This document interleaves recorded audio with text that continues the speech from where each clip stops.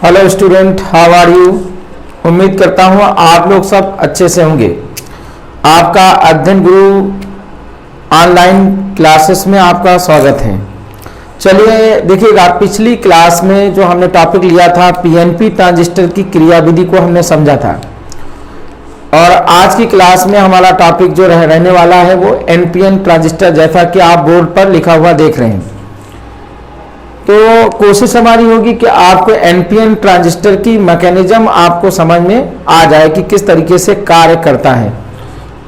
मैं पूरी कोशिश अपनी तरफ से करूंगा कि आपको अच्छे से एनपीएन ट्रांजिस्टर समझ में आ जाए। चलिए देर ना करते हुए हम लोग टॉपिक की तरफ बढ़ रहे हैं। देखिएगा, जितने भी स्टूडेंट हैं सारे के सारे स्टूडेंट प्लीज जल्दी से जल्दी एनपीएन ट्रांजिस्टर की क्लास शुरू होने वाली है, आप सारे के सारे बच्चे ज्वाइन कर लें। देखिएगा, इसी पर टेस्ट बन रहा है, आपका टेस्ट सीरीज भी होने वाला है, इसलिए एक भी क्लास को मिस ना होने दें। देखिएगा, सबसे पहले मैं आपको बताता हूं कि एनपीएन ट्रांजिस्टर बनता कैसे है। देखिएगा, इसमें हम क्या करेंगे, एक एन टाइप का एक क्रिस्टल लेंगे और इसके मध्य में एक पी टाइप का क्रिस्टल ले लेंगे। क्लियर हुआ? पी टाइप का क्रिस्टल लेंगे। फिर वन अगेन एक क्या लेंगे, एन टाइप का क्रिस्टल लेंगे।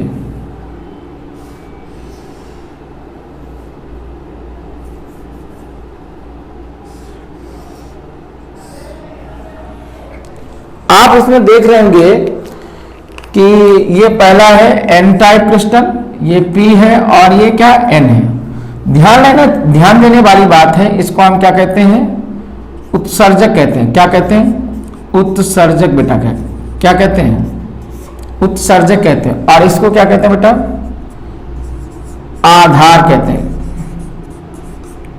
क्या कहते हैं? आधार। और इसको क्या कहते हैं? संग्राहक कहते हैं। क्या कहते हैं? संग्राहक कहते हैं। तो यहां पे आपको समझ में आना चाहिए, क्या इसको बोलेंगे? इमीटर बोलेंगे। क्या बोलेंगे? इमीटर। और इसको क्या बोलेंगे? बेस बोलेंगे। और इसको क्या बोलते हैं? कलेक्टर बोलते हैं। क्या बोलेंगे? कलेक्टर। ध्यान रहना चाहिए। मैंने आपको बताया है कि जो इसका साइज है, उत्सर्जक का साइज कम होता है, आधार का सबसे कम होता है और संग्राहक का थोड़ा सा ज्यादा होता है उत्सर्जक की तुलना में। आपको मालूम होना चाहिए एन टाइप के क्रिस्टल में आवेश वाहक जो होते हैं वो इलेक्ट्रॉन होते हैं, तो मैंने यहां पर इलेक्ट्रॉनों को बना दिया। ओके, सभी लोग बहुत अच्छे से समझेंगे क्लास को। क्या हमने बना दिया? इलेक्ट्रॉनों को बना दिया। देखिएगा कैसे आप लोग याद करेंगे। एन टाइप का मतलब होता है नेगेटिव। क्या होता है? नेगेटिव। तो यहां से याद रखेंगे कि नेगेटिव चार्ज किसके ऊपर होता है? इलेक्ट्रॉनों के ऊपर होता है। तो यहां भी क्या होंगे? इलेक्ट्रॉन्स होंगे। ये आप समझिएगा, यहां भी क्या होंगे? इलेक्ट्रॉन्स होंगे। ये आप समझिएगा।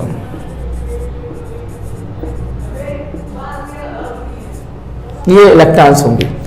और माय डियर स्टूडेंट, यहां पर पी टाइप के क्रिस्टल में क्या होंगे? कोटर होंगे।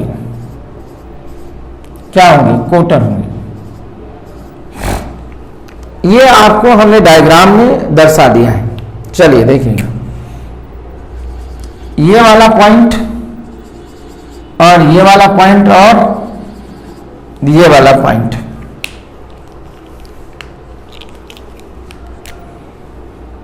तो इसको हम लोग क्या कहते हैं? नाम देते हैं इमीटर, और इसको नाम देते हैं बेस, और इसको नाम देते हैं क्या? कलेक्टर नाम देते हैं।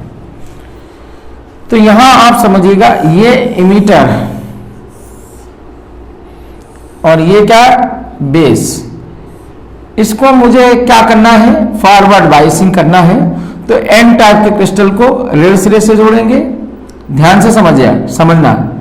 और पी टाइप के क्रिस्टल को हम किससे जोड़ रहे हैं? एक मिनट, इसको थोड़ा सा बैटरी बनाते हैं। ये प्लस टर्मिनल से जोड़ रहे हैं, ये नेगेटिव टर्मिनल। तो ये क्या बन गया? फॉरवर्ड बाइस, यानी अग्र अग्नत बन गया। राइट। और इसी प्रकार यहां पे आगे चलते हैं तो इसमें देखिएगा ये पी टाइप का क्रिस्टल क्या है?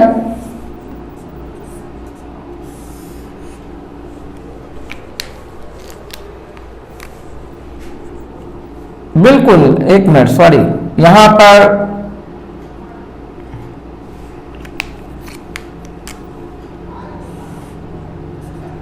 ये माइनस, ये प्लस, ये माइनस और ये प्लस, इस तरीके से हमने यहां पे बना दिया। तो ये देखिएगा यहां पर एन टाइप का क्रिस्टल किससे जुड़ा है? प्लस टर्मिनल से जुड़ा है। और पी टाइप का क्रिस्टल किससे जुड़ा है? नेगेटिव टर्मिनल से जुड़ा है। तो बताओ क्या बनेगा? रिवर्स बाइस बन जाएगा। रिवर्स बाइस का मतलब पश्चावनत। तो यहां पे क्या बनेगा? आग्रामनत।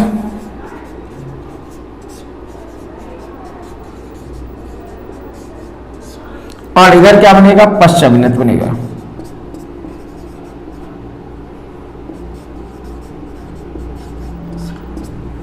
याद रखना, पहली जो साइड है उसको क्या फॉरवर्ड बाइस करते हैं और दूसरी साइड क्या करते हैं? रिवर्स बाइस करते हैं। ये आप अच्छे से समझिएगा। और जैसे ये बाइसिंग होती है, तो जैसे ये बाइसिंग होती है तो उत्सर्जक में उपस्थित इलेक्ट्रॉन किधर की तरफ जाना शुरू करते हैं? याद रखना, होल की तरफ जाना क्या करेंगे? शुरू करेंगे, राइट। और वैसे भी तुम आइडिया लगाओ, अगर मान लो सपोज तुम भूल जाते हो एग्जाम में किधर जाना शुरू करेंगे, तो आप ऐसे सोच सकते हो कि विद्युत धारा देखिए हमेशा प्लस टर्मिनल से निकलती है, यानी आई से निकले ये इधर। तो ये कौन सी धारा होगी? इमीटर करंट होगी। और यहां से देखिएगा ये कौन सी धारा होगी? ये देखिएगा आईसी होगी। तो इसका मतलब आईसी इधर जाएगी, तो इसका मतलब देखिएगा आई जो आ रही है, ये आप समझिए, ये एक जंक्शन बन गया और यहां पर किरचॉफ का नियम लगाएंगे। तो ये वाली जो करंट होगी हमारी कौन सी जाएगी? आईबी जाएगी। तो इसका मतलब फार्मूला हमारा बनेगा आई बराबर क्या बनेगा? IB plus IC. याद रखना, किरचॉफ का प्रथम नियम से जो इसमें जो इक्वेशन से आता है, समीकरण बनता है, वो आई बराबर क्या बनता है? आईबी प्लस आईसी बनता है। यानी यह समीकरण कभी भी दोनों में एक ही जैसा होता है, मतलब अलग अलग नहीं होता है। तो इसलिए मैं कह सकता हूं कि आई बराबर क्या हो जाएगा? आईबी प्लस आईसी हो जाएगा। देखिएगा, अगर मान लो सपोज तुम्हारी डायग्राम ही बनाने में कहीं मिस्टेक हो जाती, तब आपको समस्या हो सकती। इसलिए मैं कह रहा हूं कि डायग्राम आपका नीट एंड क्लीन होना चाहिए, जैसा मैंने बनाया कि कहीं पर भी मिस्टेक्स नहीं होना चाहिए, राइट। चलिए देखिएगा, तो इसमें आपको पता होना चाहिए कि जो कोटर है क्या इधर की तरफ चलेंगे। देखिए, इसी से अंदाजा लगाएंगे कि यहां पर विद्युत धारा का प्रवाह ऐसे होगा, तो यानी इलेक्ट्रॉनों का प्रवाह इस तरीके से होगा, ये इलेक्ट्रॉन का प्रवाह होगा। तो मतलब इसका मतलब इलेक्ट्रॉन इधर जाएगा, पक्का है, श्योर है, ये ऐसे चलेगा। और कोटर इधर आएगा। तो कोटर हमेशा याद रखना, कोटर जो चलता है वो विद्युत धारा की दिशा में चलता है, जबकि इलेक्ट्रॉन विद्युत धारा के विपरीत दिशा में चलता है। तो यहां पर क्या होगा? इलेक्ट्रॉन इसमें आकर के कंबाइन होंगे, यानी 2% आपस में क्या हो जाएंगे? उदासीन हो जाएंगे। बाकी 98% यहां पे निकल आएंगे। क्लियर बात की नहीं? तो ये भी इलेक्ट्रॉन इधर की तरफ चलेंगे, ये चल रहे हैं, ये अब जो मैंने दिखाया। अच्छा, अब जरा देखिएगा, तो इलेक्ट्रॉन अब इसमें से कुछ कोटर निकल करके क्या यहां तक आएंगे। जैसे ही बिंदु ई पर आएंगे तो फिर क्या होगा? मैं आपको बताना चाहूंगा कि सहसंयोजक बंध क्या करेगा? टूटेगा, ठीक है।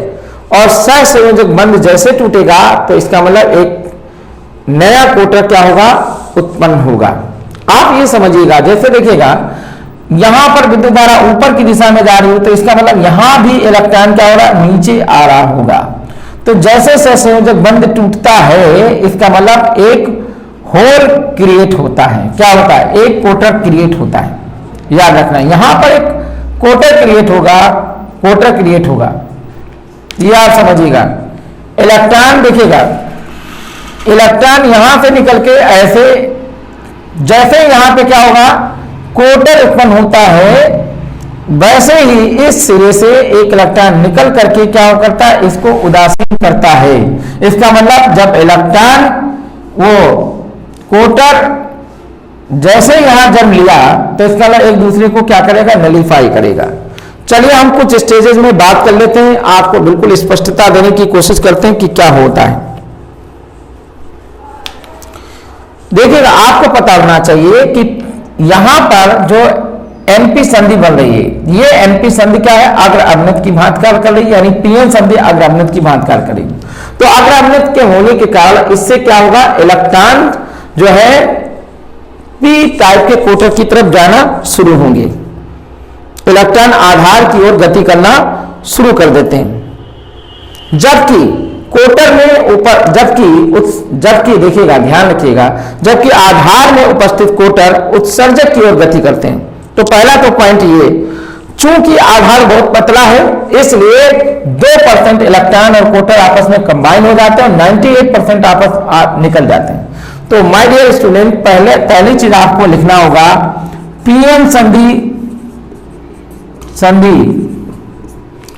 संधि फॉरवर्ड बाइस होने के कारण एन टाइप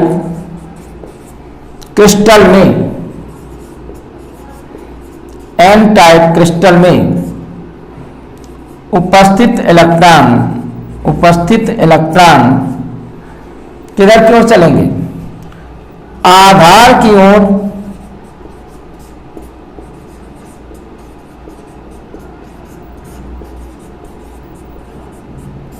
चलना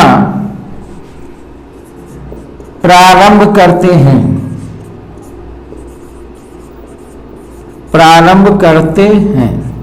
ये पहला पॉइंट। दूसरा पॉइंट क्या होगा, समझ गए ना, पीएन संधि फॉरवर्ड बाइस होने के कारण एन टाइप क्रिस्टल में उपस्थित इलेक्ट्रॉन आधार की ओर चलना प्रारंभ करते हैं। अच्छा, इसी प्रकार पी टाइप क्रिस्टल में उपस्थित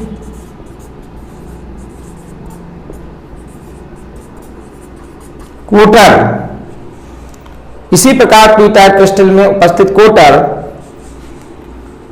उत्सर्जक की ओर चलना प्रारंभ करते हैं।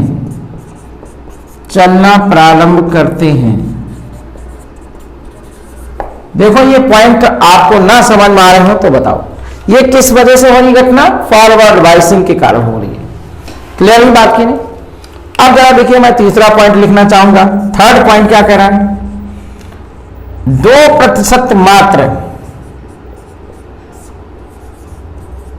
इलेक्ट्रॉन एवं कोटर आपस में संयोग करते हैं। क्लियर हुआ। और 98% इलेक्ट्रॉन और कोटर आर पार चले जाते हैं। समझ में आया, आर पार चले जाते हैं। बात अच्छे से समझिएगा। 2% मात्र इलेक्ट्रॉन में कोटर आपस में संयोग करते हैं और 98% इलेक्ट्रॉन और कोटर आर पार चले जाते हैं। बात अच्छे से आपको समझ में आ रही कि नहीं? ये तीनों पॉइंट आपको समझ में आना चाहिए। पहला क्या, पीएन संधि फॉरवर्ड बाइस होने के कारण एन टाइप क्रिस्टल में उपस्थित इलेक्ट्रॉन आधार की ओर चलना प्रारंभ करते हैं। इसी प्रकार पी टाइप क्रिस्टल में उपस्थित कोटर किधर की ओर चलना शुरू करेंगे, उत्सर्जक की ओर चलना प्रारंभ करते हैं। और 2% मात्र इलेक्ट्रॉन एवं कोटर आपस में क्या कर जाते हैं, संयोग करते हैं और 98% इलेक्ट्रॉन और कोटर आर पार क्या होते हैं, चले जाते हैं। बात आप समझने की कोशिश करिएगा। पॉइंट नंबर 4 देखिए क्या कह रहा है। पॉइंट नंबर 4, तो पॉइंट नंबर 4 क्या हो रहा है, तब तक आप लोग क्या करिएगा, स्क्रीनशॉट ले लीजिएगा। आप लोग स्क्रीनशॉट ले लीजिएगा।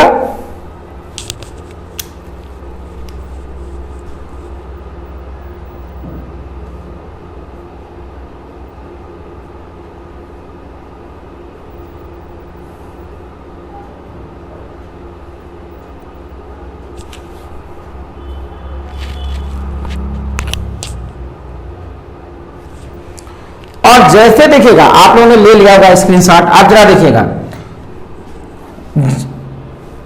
जैसे ही क्या होता है, जैसे ही मैंने बताया कि कोटर इस बिंदु पर आता है, बिंदु ई पर आता है, भाई मैंने ये बताया कि 2% तो आपस में विलीन हो जाता है, 98% क्या होता है, इधर उधर आता, इलेक्ट्रॉन भी इधर चला जाता है, कोटर भी इधर चला जाता है। तो आप जैसे ही कोटर यहां पहुंचता है, तुरंत यहां पर पी टाइप क्रिस्टल में एक सहसंयोजक बंध टूटता। अब सहसंयोजक बंध जैसे टूटता तो इससे निकलता है इलेक्ट्रॉन, इलेक्ट्रॉन फ्री हो जाता है, वो इलेक्ट्रॉन क्या होता है, निकलना शुरू कर देता है। और ये जो बैटरी लगी, इसका नाम देखिएगा, बैटरी ईवी। तो बैटरी ईवी में प्रवेश करता है, यानी इसका जैसे ही कोटर, देखिए मैं आगे पॉइंट लिख रहा हूं, जैसे ही कोटर उत्सर्जक के टर्मिनल ई पर पहुंचता है,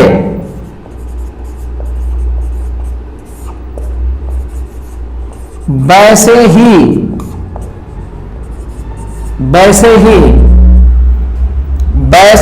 इलेक्ट्रॉन,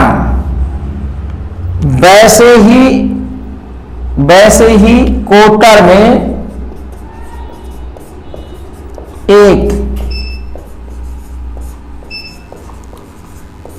सहसंयोजक बंध टूटता है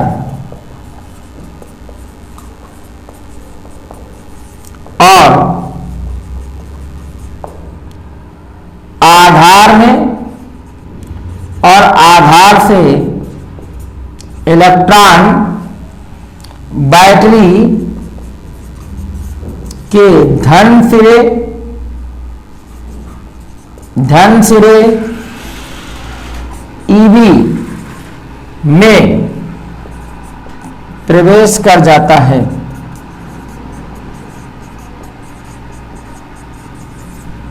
चलिए देखिएगा, तो ये हमने आपको बताया। देखिए मैं फिर से आपको अपनी बातों को दोहराता हूं, जो बातें मैंने 4 कही।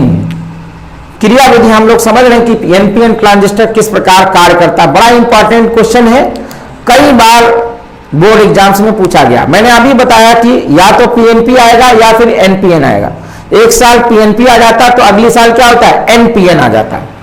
चलिए देखिएगा भाई, मैंने क्या बताया कि देखिएगा फॉरवर्ड बाइसिंग होने के कारण, ये पीएन संधि डायोड फॉरवर्ड बाइसिंग होने के कारण इसमें उपस्थित एन टाइप के क्रिस्टल में उपस्थित इलेक्ट्रॉन या उत्सर्जक में उपस्थित इलेक्ट्रॉन आधार की ओर चलना प्रारंभ करते हैं, जबकि आधार में उपस्थित कोटर उत्सर्जक की ओर चलना प्रारंभ करते हैं।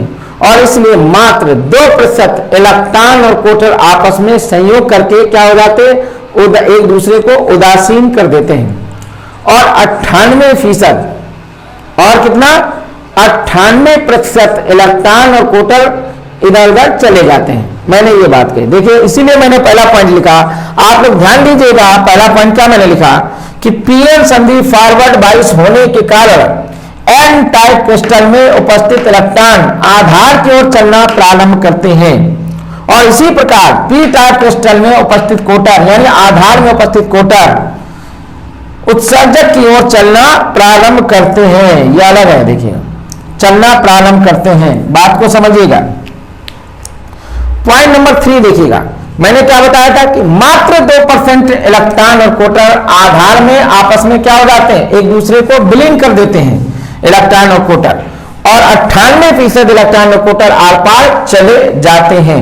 और जैसे ही अगला पॉइंट में बोल रहा हूं कि जैसे ही ये कोटर उत्सर्जक के टर्मिनल ई पर पहुंचता है, तुरंत यहां पर आधार में एक सहसंयोजक बंध टूटता है। सहसंयोजक बंध जब टूटता है तो एक मुक्त इलेक्ट्रॉन उत्पन्न होता है। मुक्त इलेक्ट्रॉन वो तुरंत यहां से निकलता हुआ कहां पहुंचता है, बैटरी में पहुंच जाता, बैटरी ईबी के धनश्री में पहुंच जाता, और जिसके कारण यहां पर बैटरी से धारा का प्रवाह होने लगता है। आपको मालूम होना चाहिए कि इलेक्ट्रॉन जिस डायरेक्शन में जाएगा उसी के जस्ट अपोजिट डायरेक्शन में विद्युत धारा का प्रवाह होगा।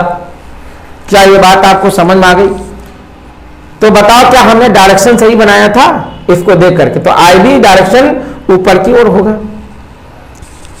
अच्छा आप जरा देखिएगा, क्लियर। जैसे ये से संयोजक बंध टूटेगा तब होगा क्या, यहां से जो इलेक्ट्रॉन इसमें बैटरी में गया वो इलेक्ट्रॉन क्रॉस करता हुआ फिर यहां पर आ जाएगा, तो यहां भी विद्युत धारा का प्रवाह शुरू हो जाएगा। तो वो विद्युत धारा का प्रवाह क्या होगा, इसके जस्ट अपोजिट विद्युत धारा का प्रवाह होगा, और उसका हम नाम क्या दे रहे हैं, क्या होगा, उत्सर्जक धारा नाम दे रहे हैं। क्या नाम दे रहे हैं, उत्सर्जक धारा नाम दे रहे हैं। तो बात आपको अच्छे से समझ में आना चाहिए। ये चारों पॉइंट मैंने आपको क्लियर किए हैं। तो एक बार इसको भी कंप्लीटली आप क्या करिएगा, स्क्रीनशॉट लीजिएगा, फिर मैं आगे 3-4 पॉइंट और मैं बताता हूं।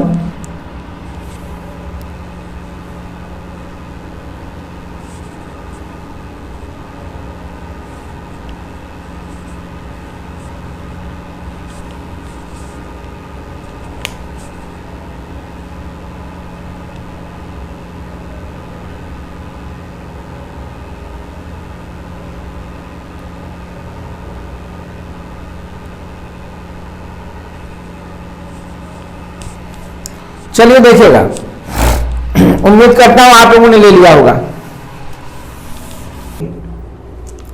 आप देखिए क्या होगा, इधर देखिए रिवर्स बायस का आप कहानी सुनिएगा। इसमें क्या होता है, देखिए ये इलेक्ट्रॉन कंटिन्यू आधार से जाता हुआ आगे चला जा रहा है। जैसे ये सी टर्मिनल पे पहुंचता है इलेक्ट्रॉन, तो क्या होगा, जैसे ही इलेक्ट्रॉन यहां से पहुंचता है तो इसका मतलब ये इलेक्ट्रॉन होता हुआ ये कहां पहुंच जाएगा, ये देखिएगा पॉजिटिव टर्मिनल पे आता है, और एक धारा यानी इसके जस्ट अपोजिट क्या आईसी का प्रवाह होने लगता है, ये आप समझिएगा।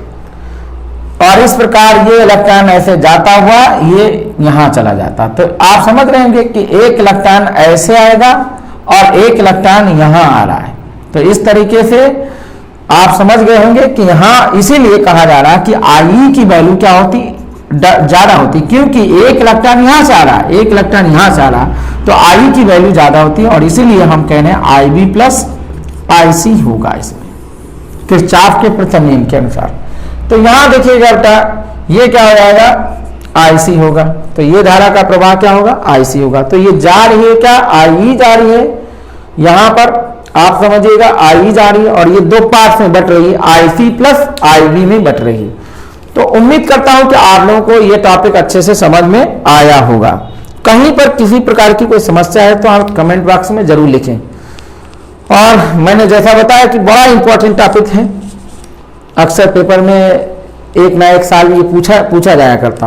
और आपका जो एक एग्जाम्स होने वाला है नवंबर-दिसंबर, जो मंथली टेस्ट सीरीज है, उसमें भी इससे रिलेटेड क्वेश्चंस पूछे जाएंगे। तो उम्मीद करता हूं कि आप लोग इस टॉपिक को फोकस करेंगे, ध्यान रखेंगे, और अपनी कंप्लीट जो है अपना स्टेमिना इसमें लगाएंगे, कंप्लीट पोटेंशियल लगाएंगे, ताकि ये आपको अच्छे तरीके से आ जाए। चलिए देखिए, अब कोई छूटा तो नहीं, तो एक बार आप इसको भी क्या करिए, एक स्क्रीनशॉट लीजिए जिसमें करंट के हमने डायरेक्शन को सही तरीके से मेंशन किया है।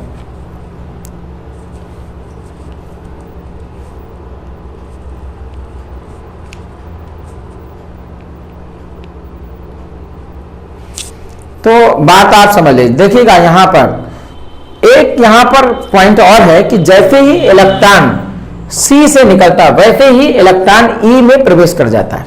ये भी आप समझिएगा, बड़ी इंटरेस्टिंग चीज है कि जैसे ही संग्राहक से इलेक्ट्रॉन निकलता है वैसे ही उत्सर्जक में एक इलेक्ट्रॉन प्रवेश करता है। और अगर इसका प्रतीक सिंबल बनाए तो सिंबल कुछ इस प्रकार होगा, एनपीएन ट्रांजिस्टर का। आप ये देखिएगा, एक हमने क्या बना दिया, गोला बना दिया, ये 3 टर्मिनल बना दिए। तो यहां पे देखिएगा मैंने ये ई, ये सी और ये क्या बी। तो यहां पे देखिएगा हमने बताया था कि इमीटर में जो मतलब यहां पर एक तो ये संग्राहक हो गया, ये उत्सर्जक हो गया, और ये आधार हो गया। हमेशा यहां पर एरो बनाते हैं, मतलब इसमें उत्सर्जक में एरो बनाते हैं। तो बताओ ये कैसा है, एनपीएन ट्रांजिस्टर है, और एनपीएन ट्रांजिस्टर इसमें होल तो है नहीं, तो इसका इलेक्ट्रॉन, तो इसका मतलब इलेक्ट्रॉन निकलता हुआ दिखाई देंगे। देखिएगा ध्यान रहे, आप लोग कंफ्यूज हो जाएंगे जब वो पीएनपी ट्रांजिस्टर का सिंबल पूछेगा तो कुछ और बना के आएंगे, एनपीएन ट्रांजिस्टर का सिंबल पूछेगा तो कुछ और बना के आएंगे। इसलिए आपको कंफ्यूज नहीं होना। यहां पर मैं दोनों में आपको कंपैरिजन बता देता हूं, जरा देखिएगा।